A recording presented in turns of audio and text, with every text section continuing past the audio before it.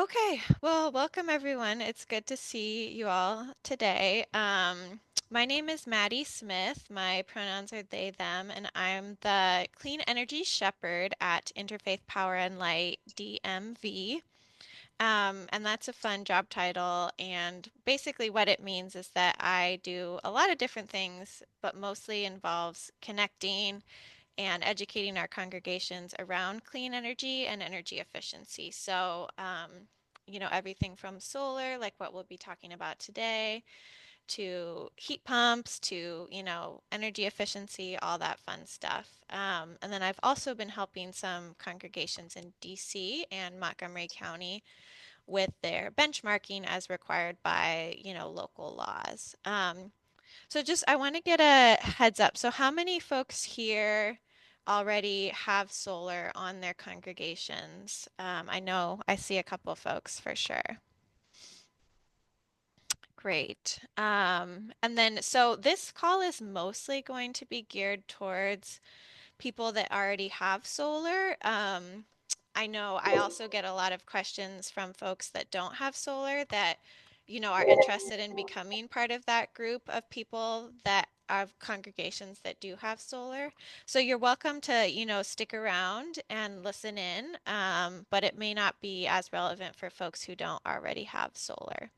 If you're interested in going solar, I can also help with that, and feel free to send me an email later. I'm also going to put just a link in the chat really quick of a session we did a couple months ago on power purchase agreements for solar. And so this is sort of more like the Solar 101 place to start. And this, we've been doing these almost about monthly calls where we pick a different, topic, clean energy topic, and, focus on it. And so we have other sessions that are on other topics. And today's session, since you're all here, is to focus on how the heck do we read our energy bills and understand how we're benefiting after going solar. And I'll just say briefly that this really came about as a need in our community, partly because we have such great solar, incentives in this part of the country. But, once folks go solar, it's not always easy to understand exactly how they're benefiting. So we're going to try to dive into that a bit today and hopefully demystify it. That's my goal, at least. Okay, I'm going to go ahead and share some slides. If I can get my tabs in order, goodness. Okay.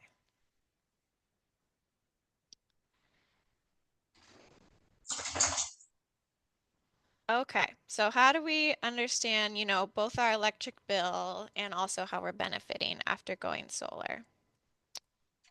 So really quick, for folks who aren't familiar with us, Interfaith Power, a lot of you are, but just in case there's new folks here, we are IPL-DMV, and we're a local grassroots nonprofit that organizes faith communities. And we do everything from sort of the more technical support that I'm talking about today to we can help your congregation, start or revitalize a green team.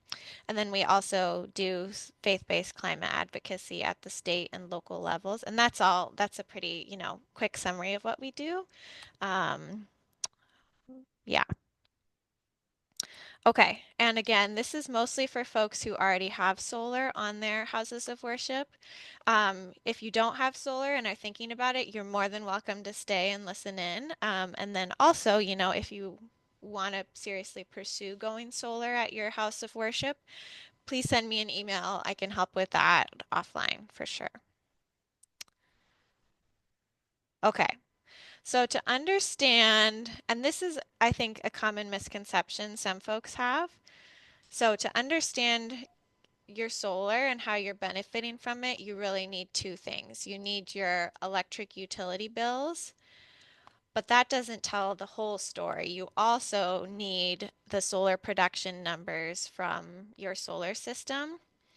And this, if folks are in a power purchase agreement type situation where they're paying for the power every month from the folks who own the solar panels, often those solar production numbers are on your PPA bill that you get monthly. For folks who either have a zero PPA or own their system, you will need to get a raw, solar production report from the system that's, keeping track of what your solar production is for your system. Okay.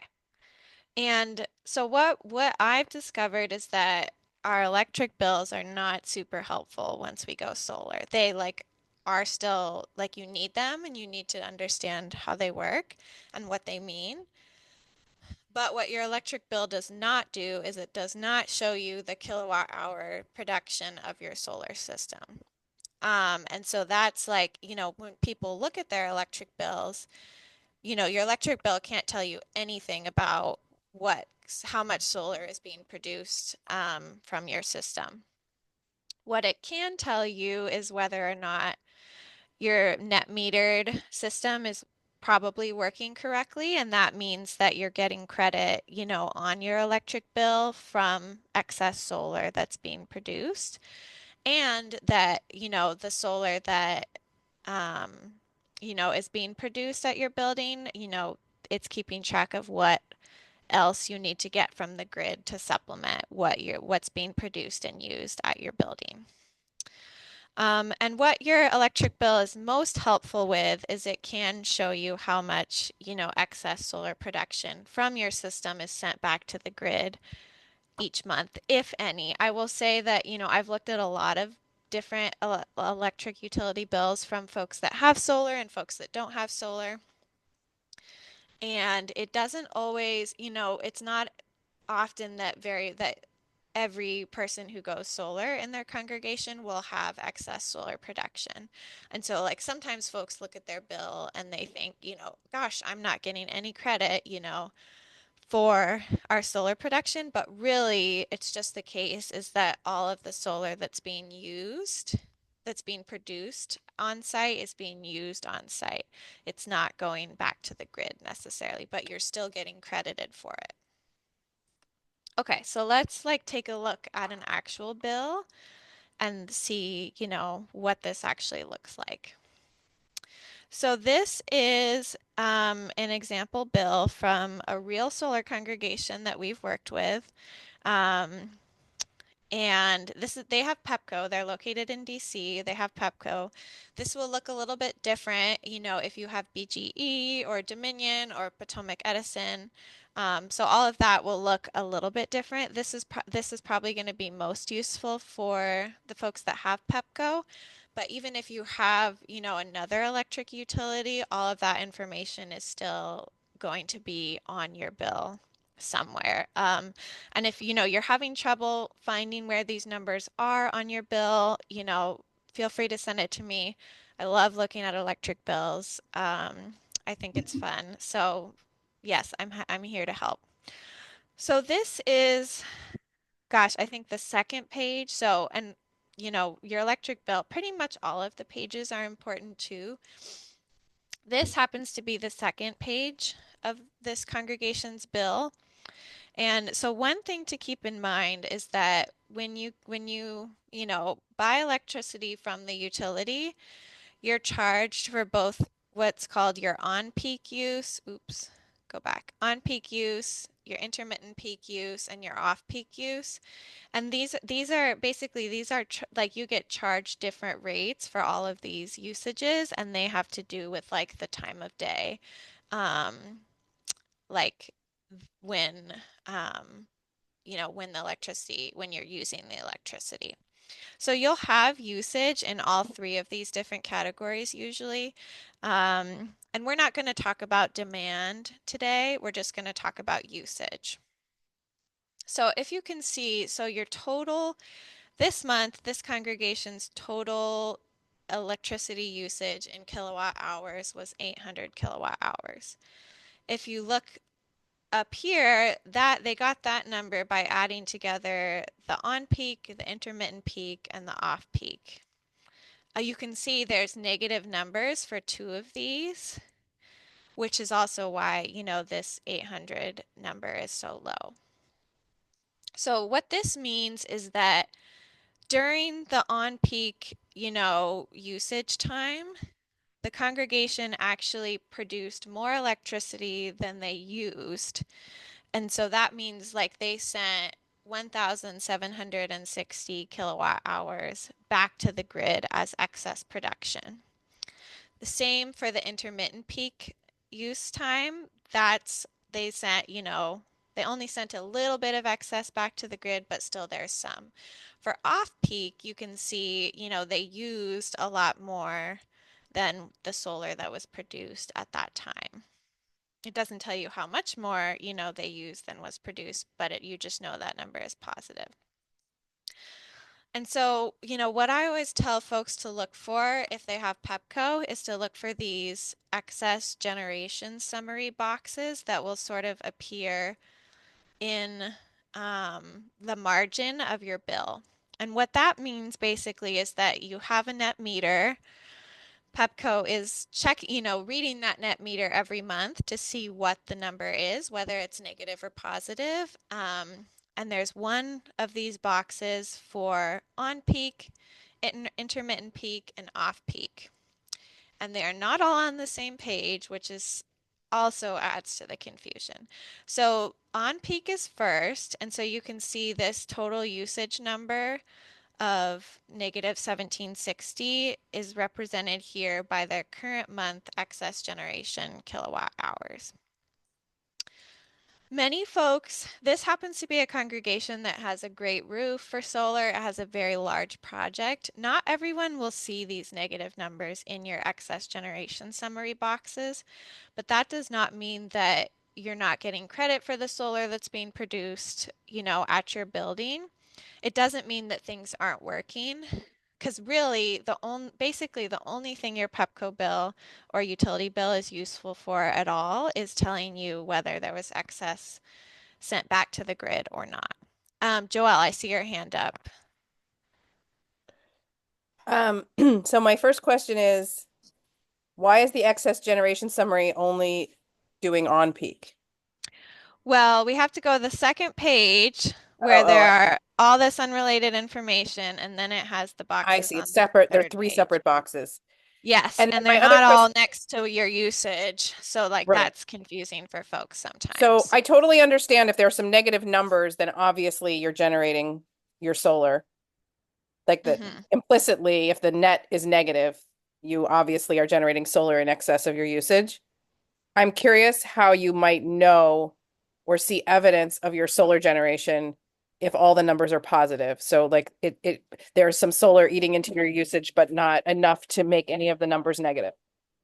Yes, and that's where it gets tricky. And really the only way to do that to on your electric bill is to compare that month's electric bill to the previous year's electric bill when you didn't have solar. Because and like, I what I tell folks is that if they have these excess generation summary boxes on their bill, it's highly likely that you have a net meter, you know that your utility knows about your solar system and is taking into account. Your bill won't tell you like, wow, your net meter is broken or your solar is broken, but it tells you that everything is mostly squared away in the right direction.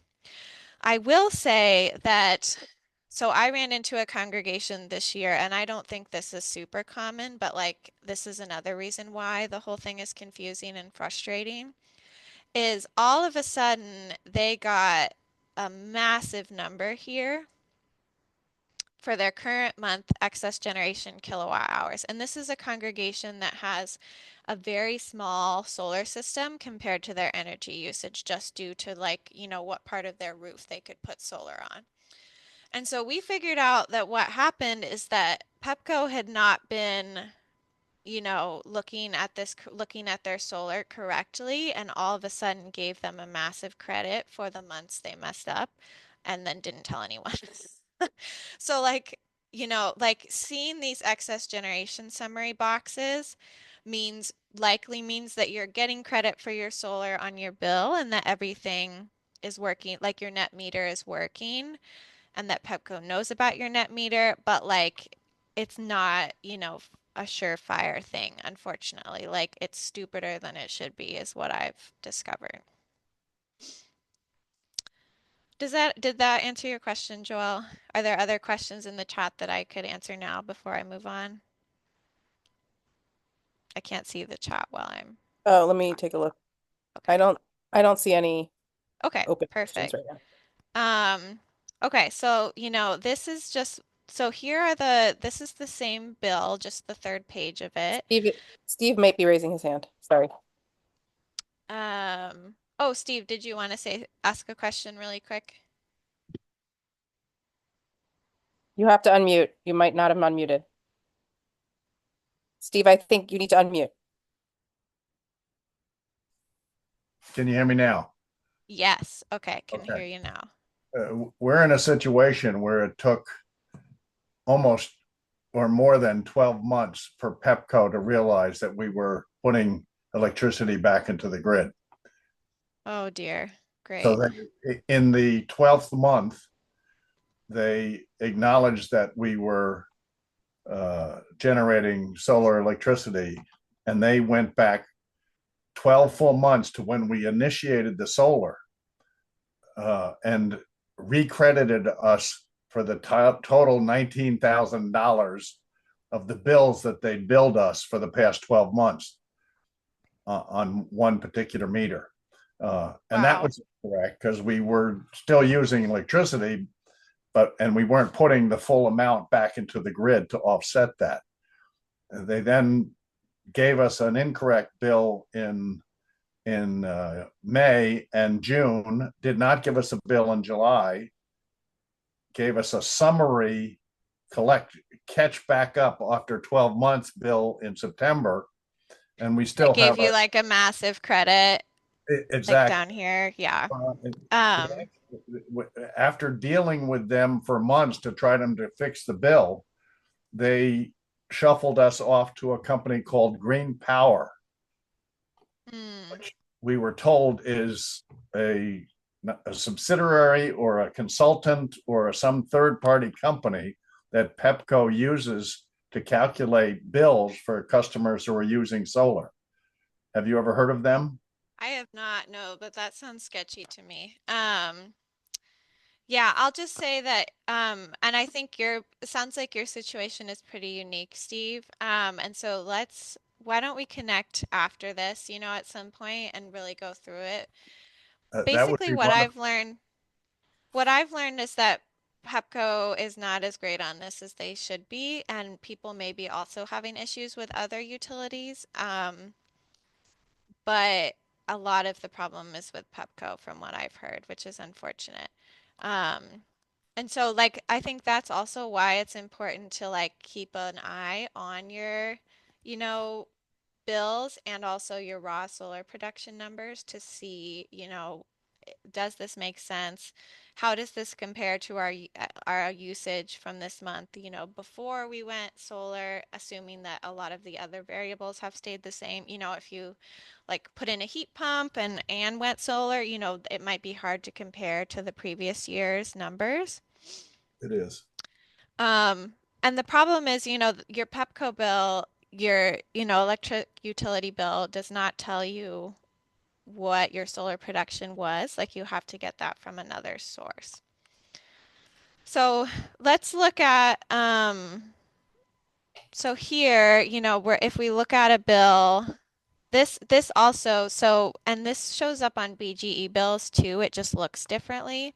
And I imagine other utilities see this as well. So usually on the last page of every utility bill you get like basically a full year's look back into what your energy usage was.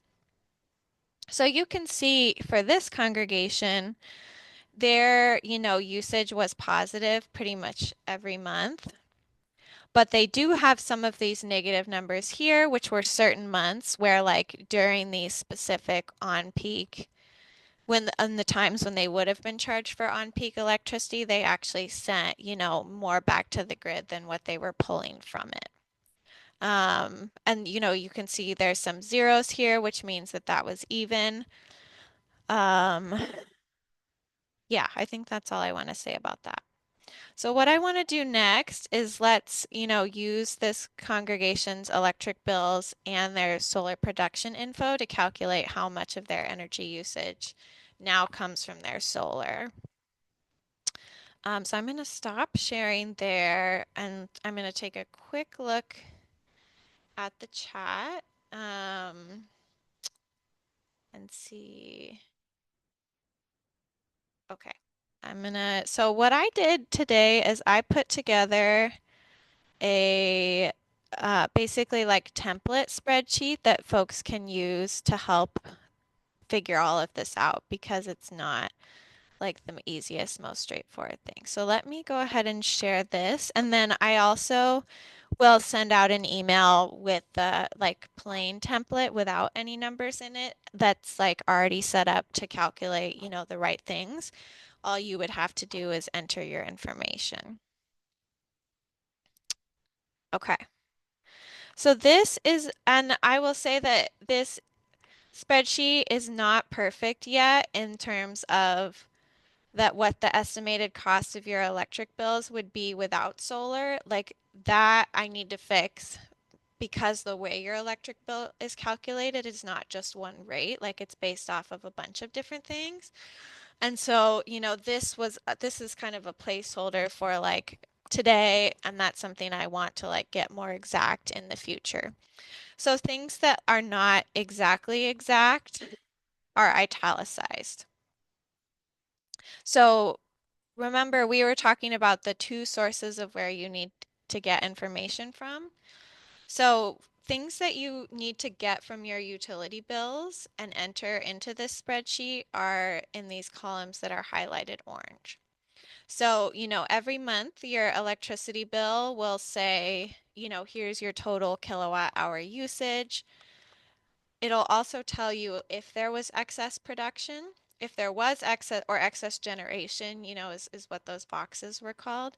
If there is excess generation, then you'll need to add, any negative numbers together. Um, Here you can see there's many months where there's not excess generation, and so there's just a zero there. And a lot of folks, this happens to be a congregation that does sometimes have excess generation. That will not be true across the board for everyone. You very may well have a perfectly functioning solar system where all of these numbers are zero, and that just means that you're using all of the energy your system produces in your building. And then these are the monthly utility electric bill charges that they're paying for each month. So that's, the first source of information, and then, the totals at the bottom. So in order to get what your actual, solar production is, you'll have to either get a hold of a report, like spreadsheets folks have sent me before will say like, January, this many watt hours or kilowatt hours were their raw production, sometimes for folks who do pay a power purchase agreement, that information will be on their bill, on your bill that you pay every month. This column G is for folks that do have a power purchase agreement. It's for what they pay, for that electricity monthly. This congregation is in DC and happens to have what's called a zero PPA. So like they don't own their panels, but they also don't pay for the electricity that they produce. And that, there's a variety of reasons why that is the case. Mostly it has to do with the fact that the solar incentives in DC are so good that companies don't need to have congregations pay for the power in order to make their money back. That is not true in other places, mostly just DC. So here you can see, so column F has this congregation's solar systems raw production numbers in kilowatt hours. And sometimes when you'll get this, it will be in watt hours. Like I've gotten, the raw numbers in watt hours before, and then you have to convert them to kilowatt hours. And so this spreadsheet is designed to look at your energy usage over a full year. Um, and you can also look at it month to month, but really when we're talking about solar, it's really most useful to look at an entire year because the solar production varies, by month depending on the season. So like for example, you can see that they had their biggest, they had their biggest solar production month was in July and was May, June, July, which makes sense based on the number of where the sun is in the sky and the number of hours of daylight we have that time of year. You can see their lowest number was January, closely followed by December, which all makes sense. um, and so like this, looks right to me. I can't, nothing really stands out that makes me think, I think your like solar wasn't working this month or like something was wrong with the inverter this month. Like that's another way to check and see, what, if it's coming close to what it's expected to be. So, however, these solar production numbers, also don't tell you how much of that energy was used at your building. So, like, you have to do some calculations there. Luckily, this spreadsheet can do the calculations for you. So this column H, is really just for folks who, also pay a PPA and just adds up their utility bill charges plus their PPA charges here. Here it's the same because they don't pay a PPA. If you own your solar panels and get SREC income, the solar renewable energy credits, you could add another column onto here. Usually, I mean, sometimes folks like the schedule that you sell your SRECs on usually isn't, it's not always monthly, and so like you may just look at a yearly number and like plug that into this. So in order to calculate what solar was used on site, so we have to look at both the solar production numbers um, here, and then we're also looking at anything that was sent back to the grid. So for example, so we know like, so if we look at March, this is their total solar production, but we know that 2,400 kilowatts of that went back to the grid. So that means, the solar used on site was this. And this spreadsheet is set up to, once you enter basically these 5 columns, it'll calculate everything out for you. And then, so also, your electric bill doesn't tell you here's what your total usage would be, if you didn't have solar. And so we take a look at that. So once we've been able to calculate what the solar that was actually used on site, that's part of your energy usage. You're just not getting charged for it by Pepco, in this congregation's case, Pepco, because it's being produced on site by you and not, generated by the company. And so that means like this is not your real building electricity usage because you're also using all of this solar energy that's being produced on site and used on site. It's just this column that talks about the excess that is produced on site and sent off site. And so this column will calculate basically your real kilowatt hour usage in your building. And as you can see, so like this congregation, their usage through their electric bill was about 76,000 kilowatt hours. Here's what the number would be, if they didn't have solar and had to get everything from the grid, which is quite a lot. So, and then, we take those two numbers and we can see basically this is the percentage of the building's total electricity usage that's now being generated by solar, 54%. Again, what I'll say is that, so this is a big simplification that is not entirely accurate of like, taking your average cost per kilowatt hour for the whole year. because, you pay a customer charge to even be connected to the grid. You're paying different rates for that on peak, intermittent peak, off peak. You're also paying for demand. You're also paying, like customer surcharges to help pay for energy efficiency upgrades or grid upgrades. So, like, this is a vast simplification that is not entirely accurate. It's just a good placeholder here to begin to think about, this is approximately what we paid this year per kilowatt hour total, including everything. If you take that number and look at, what your usage is, what your actual real building usage is, that this number, obviously you would be paying a lot more to the utility. It wouldn't be this number, which is why I've italicized it. And, my goal moving forward is to like really fix this and have it be more accurate because folks do want to see, like, I know, finance committees, boards, they want to see, like, how are we actually benefiting? What are we actually saving? And the answer to that question is a lot harder than it should be. This spreadsheet, I think, is a good start. What this spreadsheet can accurately tell you, if you input all of these numbers correctly, is this percentage of buildings' total electricity usage generated by solar. Um, and yeah, it just gives you a lot of, I think, interesting information about, um, yeah, what your building looks like post solar in terms of electricity usage. Okay, I think I'm going to go ahead and stop there and open it up for questions. Again, I want to say that I have a blank version of this spreadsheet.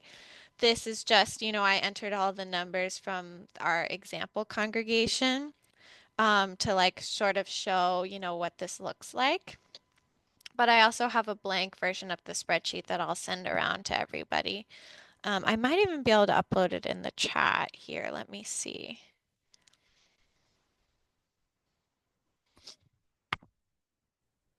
Are there any questions that I can answer right off the bat? Yeah, hi Mark. Right. You all just went solar, right? A couple months ago? Yeah, I think we turned on in, what is it, March this year? Um, well, my first question with the credit that you were, the excess solar that is credited, there are three different rates for your billing. Are your credits matched to those rates? In other words, do the credits have like a peak, off peak, and in between? Yes, they do. They do. And if, maybe we can go back and look at this energy bill. So yeah, let me pull this up.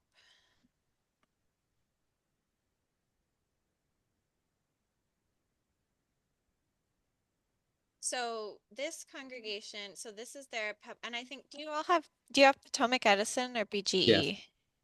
Potomac Edison. Potomac Edison. Okay, I don't think I've looked at a Potomac Edison solar It bill. doesn't look I like would, this at all. yeah, it'd be fun to see yours if you could send it to me, You just won't so like I it. like build my own knowledge. Um, I'll send it. so here you can see, your usage. Their usage is divided up into on peak, intermittent peak, off peak. And then there's also three excess generation summary boxes to accompany each of these. So like you're getting, so like for this month, they only had excess generation for on peak and intermittent peak. They didn't for off peak at all. They used a lot more electricity. And that this probably represents when it's dark and like the solar panels are obviously not producing electricity. And then, there's three boxes. Here's the intermittent peak, off peak, and then these, um, will add up, total up all year. And then, once you get to like the end of the year, what happens if you have still a negative balance here is that Pepco will actually pay you for your negative balance at the end of the year. It's not like a crazy amount or anything, but you do like if you at the end of the year you you sent more to the grid than came back in any of these three areas, like the congregation would get paid for it. Um, Usually what I've heard is it's just a small check that folks get from the utility. Um, Often, in the case of this congregation, by the end of the year, because usage varies by month, and especially because solar production varies greatly by month, depending on what time of year it is, at the end of the year, basically, like, they always pretty much have a positive usage balance. And so they're not like getting paid necessarily, but like they did get credited, throughout that year when there was excess production, then like, that carried over to the next month, um, and so on.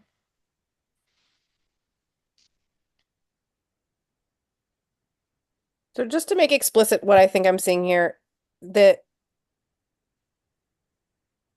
they're netting out the kilowatt hours, not the dollars. So they give you if you generated solar on peak, they're giving you a credit at the rate that you would have been charged for that kilowatt hour on peak. And Yes, if you that's my generate, understanding. Yeah. so the kilo, that's why there's three separate boxes. Mm-hmm. Yeah. Be Yeah, exactly. Yeah, Mark. So I have another question. So this came up with our bill. Oops, let me see if I can remember how this worked. We we are generating more. We have like the peak and off peak. So during peak times, we generate a lot of electricity. Um, Yeah. we have a Mm-hmm. surplus. Um, uh, but we're not getting, we haven't seen any money back. We haven't gotten any credit back yet. And what I'm wondering is, will they include the, the generation charges and the transmission charges? Those things, I have a system at home that's a PP, power purchase agreement. And I get credited every month, and I'm not charged um, for all those other fees for that, for the stuff that I generate. But it looks like we're being charged for those fees in the congregation, and I'm wondering if that's going to be subtracted out of the credits that we get back, or am I misreading it? So my understanding is that you really only get like credit, like they're really just looking at your usage, like, and so like you get credited back at that usage rate if you were to have an excess balance at the end of the year. Like Joelle said in the chat, just based on how systems are sized, very few folks have congregational projects that we've seen do have that excess balance at the end of the year. My understanding also, and from what I've heard, is that the way solar looks on residential bills is significantly different from the way it looks on commercial bills, and that and that has to do with basically, I think the Public Service Commission, decides how that will look. My understanding is that it's a lot more accessible and easier to figure out exactly how you're benefiting from solar and how you're saving money from a residential um, project versus commercial. So like they don't make it easy to see. Um, and like Joelle said, like yeah, like the demand and supply charges, because you're connected to the grid are fixed and don't go away with solar. So you like are saving on the usage, but like your demand doesn't change and you do pay for that. So like um that's also why it's hard to like figure out exactly how much you're saving. Right. You said you weren't going to talk about demand, but I don't understand what that's about. So and this is my not super expert explanation of demand. It really just has to do with like, if everything in your building that could use electricity was turned on all at once, like that's, what you would be used. Like the maximum amount of electricity that could be needed to supply to your building, that's what demand is. Um, that's my understanding. If anybody else is more of an expert on that and would like to share, I would welcome that.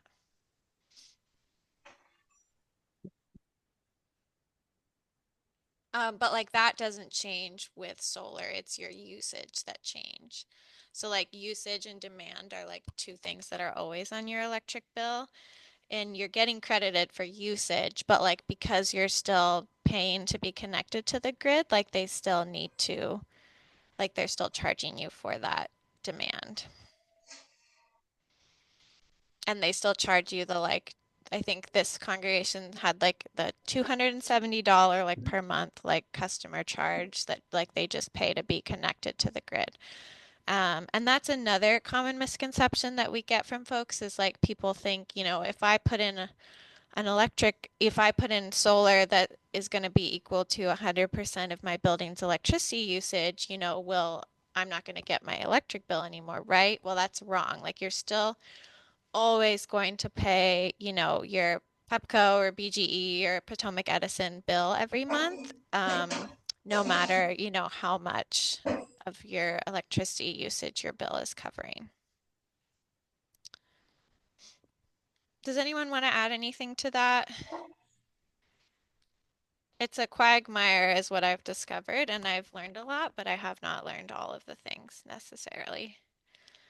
And they don't make it easy to figure out, to help people understand how they're benefiting or whether it's all working or not. Are there any other questions that I can answer for folks? Yeah, Steve. Oh, and you're muted.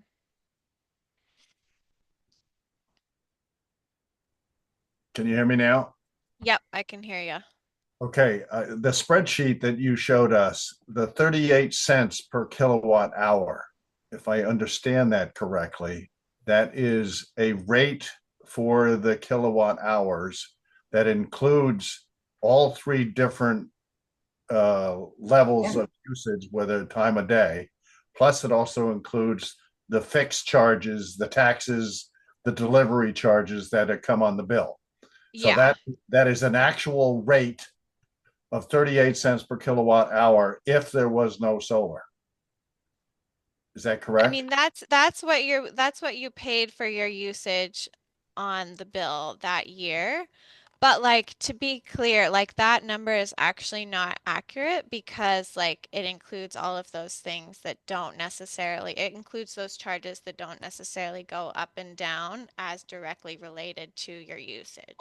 So like that's why I said like this is a temporary estimate. This is not like I understand. exact. And that's an annual Um, number too. Is that spreadsheet going to eventually be capable of being an accurate number and giving you that rate number per month, or does it have to be per year? so let me go back to the spreadsheet really quick. So basically, so this, 38 cents number, that was calculated directly from looking at their total usage that they, paid for from Pepco, and then how much they paid for their total electric utility bill charges. So like this number is true, if, oops, oh no, I messed it up. Please stop. Okay. Well, now I messed up my spreadsheet. That's okay. Just do an undo. Hit the red X. Hit the Oh, I red don't X. know where that It'll is. cancel. Just to your left of the upper cursor there, there's a red Underneath X. the word home. Aha, yes. Yeah. Okay. Thank you.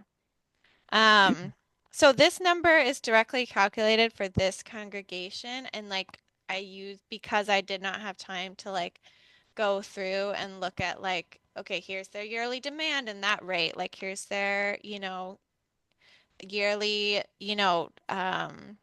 on peak. So like I used that number to then calculate this estimate, knowing that, but while knowing that it's not accurate, if that makes sense. So like maybe it would be easier if I just like deleted these parts.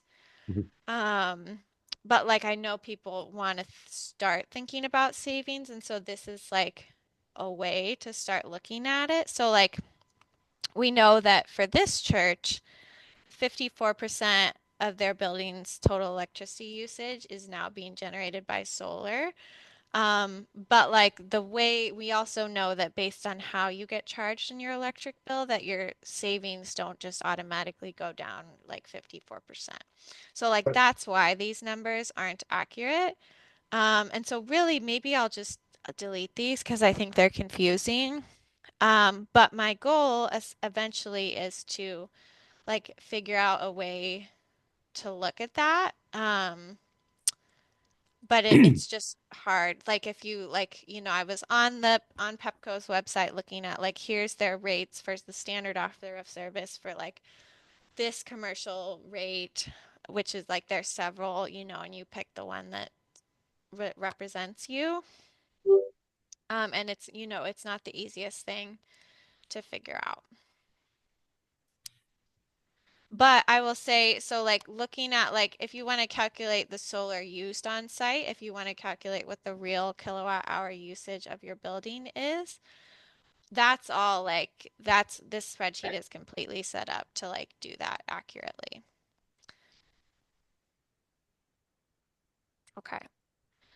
There's a couple. Okay, Joel had put stuff in the chat.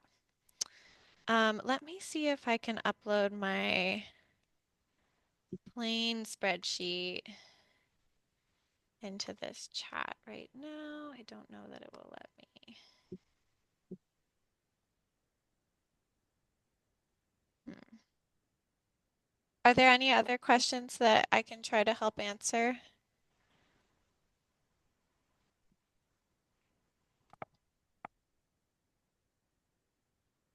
well, I started to ask the question about the 38 cents. Can you hear me? Yep, I can. Yep. And ultimately, I need help, your help, to try to figure out how to do that number on a quarterly basis. And I don't Mm-hmm. want to waste everybody's time explaining why I need that. So perhaps I need to have a separate one-on-one session with you to expand that. Yeah, and I'll say, one thing that may also be helpful for folks is to look at, maybe you take this template and, um, create a tab where you enter just the bill information from the year prior to going solar and like compare some of those total usage numbers to what it is, after going solar and then compare what you're paying on your bill to what you used to be paying. Basically, I wanted to try to set this up so that people would not need to look at their year prior to when they went solar. And obviously, usage changes, but that's the best way to compare it is to the year prior. Um, but I haven't quite figured out how to calculate that exact estimate to make it accurate. But I think we could set up a version of this that would probably calculate it quarterly for you. I would just need to think about it. And I have some folks I want to ask questions to. A lot of folks who work in the solar industry that I think can help me fix this last bit of it. It just didn't happen before today, unfortunately. Joelle is in my building, so perhaps she might want to join us on that call. Yes, Joelle will Yeah. keep me updated for sure. Um, but yeah, I mean, I also am curious if in the future there's going to be some, policy reform around this issue because like when I actually dove into it, I was like, oh, this is really confusing. Like to try to figure it out. Um, and and I mean the electric utility, like even though they're required to like, connect solar up to the grid and, have that what's called distributed energy generation, like really, they want you to keep buying electricity, a bunch of electricity from them, they don't want you to generate your own electricity, and that's also why this is stupid. Um, yeah. I hope that this was able to help a little bit. And I will keep, I'll send out this template as I have it. and keep, working on refining it, especially around that cost estimate, the estimated cost savings, because I know, boards and finance committees will probably want to see that. Yeah, Joelle. You might have said this, but I think it's possible I missed it. But in situations where, I mean, if buildings are paying PPA payments, then somebody has to monitor their solar generation. Um, Yes. Hmm. but there's a lot of folks who are on these zero PPAs where because they're not paying anything, they might have like a monitoring system, but those can be buggy or um I guess I'm just wondering if there's anyone on, I don't know if anyone on the calls in this situation, but if anyone like just doesn't know where to look Yeah, for and I the mean, solar and generation. that's where this first came to our attention and is why we wanted to do this session is because there were folks that have these zero PPAs in DC, um, who like weren't sure, like, because their electricity bill doesn't tell them, the whole story, and they weren't getting regular production, updates because they're not paying a PPA. And so what we had to do, and actually, this all came about because those congregations were required to do their energy benchmarking in DC because their buildings were above a certain size. And so basically what we had to do is reach out to the company that owns their solar panels. And I basically was like, the law requires them to do this, send me the numbers. And I thought it was going to be a big fight. And then it was like they sent it to me in 10 minutes. So, like solar companies, like people who own the solar panels have access to that. And like even in some of the cases, like, they sent me several years worth of solar production numbers. And like, I could look at it and be like, was this month really this? Like, that seems wrong, and they got back to me and were like, oh, actually, there was an issue with how the inverter was like translating, what the actual production was. Like, here's the fixed number. And like that only occurred because like I looked at it and was like, this doesn't make sense. So, like, sometimes there's errors in those production numbers too. But for folks that like Joelle, did you want to share about like the updates you get for your building?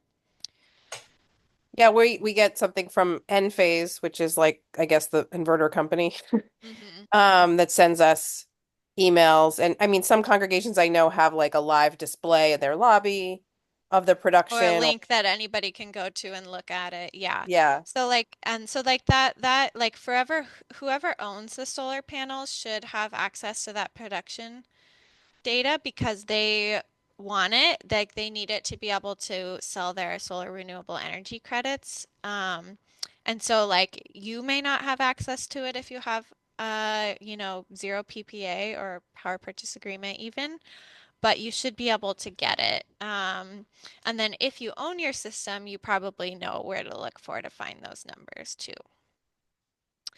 And just one last thing I'll share really quick is so going back to this spreadsheet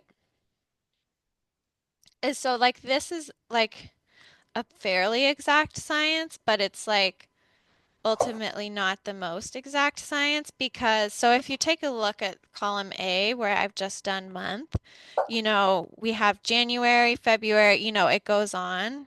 Generally, when you get your solar production data, it is like true for each calendar month. So it will be like, January 1st through January 31st, February 1st through February 28th.